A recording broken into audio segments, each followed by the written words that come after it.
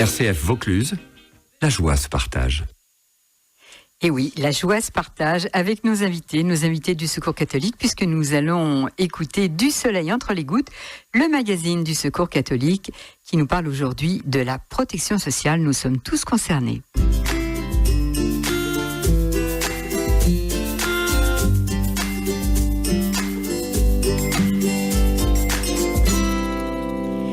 Notre système de protection sociale intervient dans nos vies, que ce soit pour les retraites et la vieillesse, la santé, l'invalidité et les accidents de travail, l'emploi et la formation professionnelle, la lutte contre la pauvreté et l'exclusion sociale, le logement. La protection sociale nous concerne toutes et tous. Rebonjour Christiane et rebonjour Laetitia. Rebonjour Maryse. Bonjour. Oui, effectivement, la protection sociale en France, c'est un dispositif de solidarité collective qui s'est construit au fil du temps, et plus particulièrement le lendemain de la Deuxième Guerre mondiale. Alors aujourd'hui, cette couverture, elle ne correspond plus aux besoins des plus pauvres, et elle n'est plus adaptée aux grandes mutations de notre société. Un slogan a été lancé en ce début d'année par le Secours catholique et le collectif pour une protection sociale solidaire. C'est une nouvelle étape de mobilisation. Pour bien vivre ensemble, chacun doit pouvoir contribuer à la société et être protégé. Alors avec Laetitia Vidoni, animatrice de réseau de solidarité au Secours catholique et moi-même, nous allons vous présenter cette démarche de mobilisation sur la protection sociale. Tout d'abord Laetitia, la protection sociale c'est quoi ? Oui, qu'est-ce que c'est la protection sociale ? Écoutez, c'est un ensemble de dispositifs de prévoyance et surtout de protection qui a pour objectif de protéger les personnes pour les aider à faire face aux principaux risques de l'existence et de les protéger contre des situations qui peuvent provoquer une baisse de ressources ou hausse des dépenses tout au long de sa vie. En fait, notre système de protection sociale, c'est un héritage, on l'a compris, qui n'est plus adapté à la vie d'aujourd'hui en raison de nombreuses évolutions sociales. Alors l'espérance de vie, elle est plus grande, il ne faut pas l'oublier.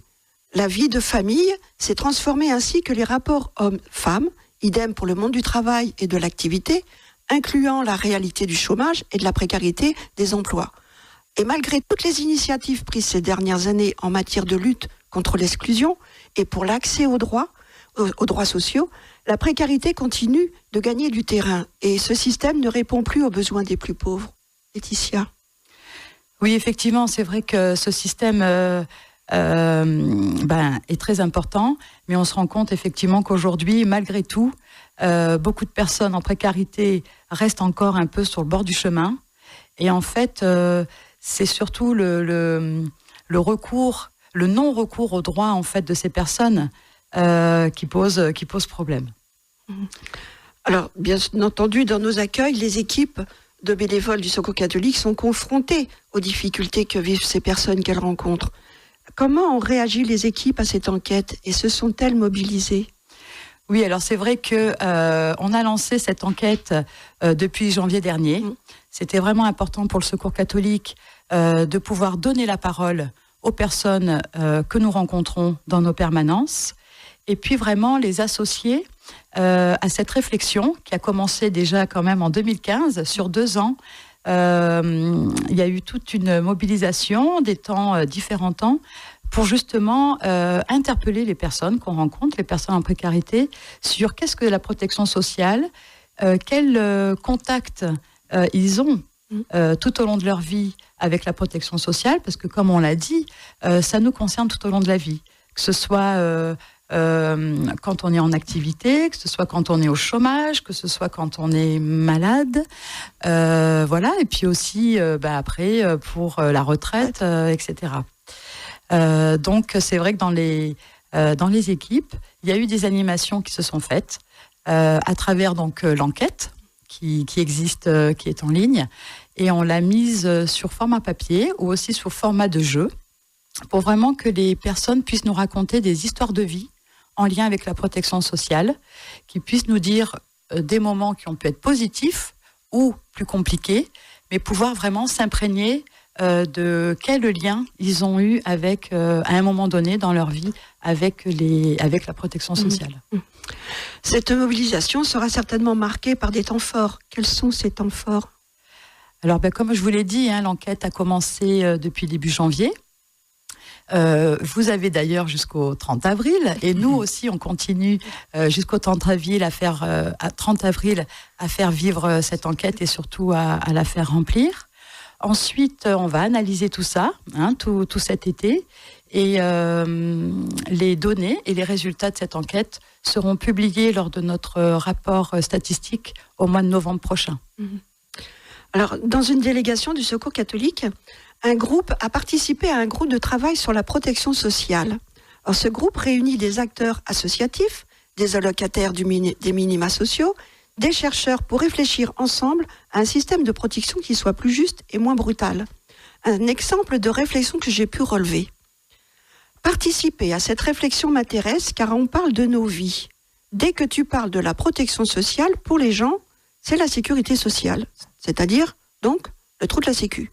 Forcément à cause des cas sociaux. Je suis toujours étonnée d'entendre cela, car pour moi, la protection sociale, ce n'est pas que ça. C'est un tout qui concerne les salariés, les non-salariés, ceux qui sont au RSA et ceux qui sont handicapés. Laetitia, une réaction à ce témoignage ? Oui, en effet, en animant ces groupes de travail au Secours catholique, c'est vraiment prendre en compte l'expérience et l'avis de l'ensemble des acteurs du Secours catholique sur notre protection sociale, et surtout à commencer par les personnes en précarité. Et effectivement, de pouvoir relever leurs témoignages, leurs réactions, c'est hyper intéressant, et surtout aussi le débat que ça peut mener entre les personnes. Alors, pour que les choses changent, cette enquête va permettre à terme de faire des propositions qui amélioreront l'organisation de la solidarité et l'accès de tous aux droits fondamentaux. Oui, c'est vraiment l'objectif de cette enquête. Le but, c'est vraiment qu'elle puisse être plus juste pour toutes les personnes, qu'on n'en laisse pas certaines au bord du chemin, et que effectivement tous, et surtout les plus précaires, puissent avoir accès à la protection sociale. C'est effectivement, comme je disais tout à l'heure, mais permettre vraiment cet accès aux droits. Beaucoup n'ont pas forcément de couverture sociale ou de couverture santé. Voilà, c'est surtout ça. Voilà. Donc vraiment, cette enquête, c'est vraiment pour permettre de nourrir le rapport statistique et puis aussi de pouvoir amener ce débat au niveau public. D'accord. Donc, tout le monde, nos auditeurs peuvent participer à cette enquête, Bien sûr, oui, c'est un peu l'intérêt aussi de notre émission ce matin, c'est que tout le monde est concerné et que tout le monde puisse aussi nous donner son avis. Donc, vous pouvez, en vous connectant sur Internet, sur le lien https://enquêteprotectionsociale.org, alors tout attaché au singulier. Voilà, en vous connectant, et puis vous pouvez donc remplir cette enquête en ligne. Voilà, l'enquête est ouverte jusqu'au 30 avril. Effectivement, oui. Si jamais vous avez un souci, n'hésitez pas à appeler la délégation au 04 90 80 69 30. On vous donnera les informations nécessaires pour aller sur ce site. Ou même en allant sur le site du Secours catholique, secours-catholique.org, et puis vous aurez toutes les infos. Mais vraiment, on compte sur vous pour contribuer aussi à nous donner votre avis sur la protection sociale qui nous concerne vraiment tous. Et le mot de recherche est enquête sociale. Exactement. Si vous allez sur le site du Secours. C'est ça. Alors merci Laetitia. Rappelons que vous êtes donc animatrice de réseau de solidarité et votre territoire est le Nord Vaucluse. Combien d'équipes actuellement ? Alors écoutez, j'ai à peu près une quinzaine d'équipes de bénévoles, voilà, sur mon territoire. Et puis en tout, on a environ 35 équipes sur tout le département du Vaucluse, qui se mobilisent d'ailleurs aussi autour de cette enquête. Voilà. Maryse, merci de nous avoir invités dans votre émission, près de chez vous. Eh bien, je crois que juste avant de nous quitter, et rapidement, Christiane, vous avez quand même une annonce à nous faire passer. Tout à fait. Alors, à la délégation d'Avignon, nous avons un service personnes âgées. Nous avons des bénévoles qui peuvent vous aider, avoir besoin pour des petits travaux, genre changer une ampoule, installer une tringle à rideau, remettre un joint sur un tuyau. Alors, si vous avez 60 ans ou plus, si vous habitez sur Avignon et que vous avez besoin de ces aides, Nos dépanneurs bénévoles peuvent venir vous aider les lundis, mercredis et jeudis après-midi. Une participation de 7,50 € vous sera demandée, plus le coût des pièces. Voilà, il vous suffit de téléphoner à la délégation au 04 90 80 69 30. On répète 04 90 80 69 30. Merci à vous, Christiane. Merci. Et merci Laetitia Maryse. d'être Et merci venue nous les parler. auditeurs. Oui. Merci à vous tous. Et au plaisir de vous recevoir dans cette émission. Merci. Bientôt.